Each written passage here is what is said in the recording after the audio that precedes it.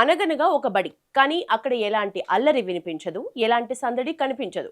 విద్యార్థుల కేకలు, టీచర్ల అరుపులు ఏవీ ఉండవు. పిల్లలు అంటూ ఎవ్వరూ కనిపించరు. ఎందుకంటే అక్కడ ఉండేది ఒకే ఒక్క విద్యార్థిని. ఆమెకు పాఠాలు చెప్పడానికి కూడా ఒకే ఒక్క టీచర్. విద్యార్థి కోసం ప్రభుత్వం ఏకంగా 12 లక్షల రూపాయలు ఖర్చు చేస్తుందంటే నమ్ముతారా?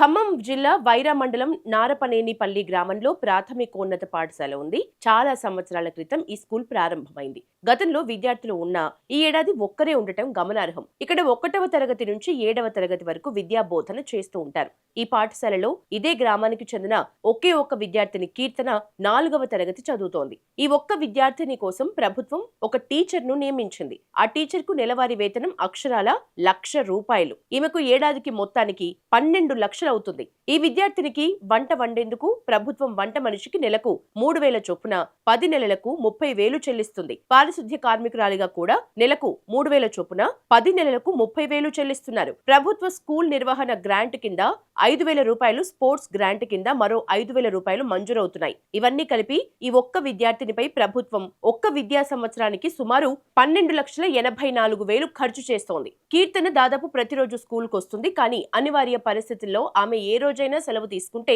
టీచర్ సహా మిగిలిన సిబ్బంది ఖాళీగా ఉండాల్సి వస్తుంది. వాస్తవానికి ఈ గ్రామంలో 20 మంది వరకు విద్యార్థులు ఉండేవారు. అయితే ప్రభుత్వ పాఠశాలలో ఎల్కేజీ, యూకేజీ సౌకర్యం లేకపోవడంతో స్థానికంగా ఉన్న ప్రైవేటు పాఠశాలలకు ఆ పిల్లల్ని పంపుతున్నారు. కొందరు గురుకుల పాఠశాలలకు వెళ్లిపోయారు. గతేడాది 6 ఉంటే ఈ సంవత్సరం కీర్తన ఒక్కతే మిగిలింది. కాబట్టి పాఠశాలను ఎత్తేద్దామని జిల్లా విద్యాశాఖ భావించినా ఆ విద్యార్థిని తండ్రితో పాటు గ్రామస్తులు ఒప్పుకోలేదు. తన కూతురిని ఇక్కడే చదివిస్తానని విద్యార్థిని తండ్రి అంటున్నారు.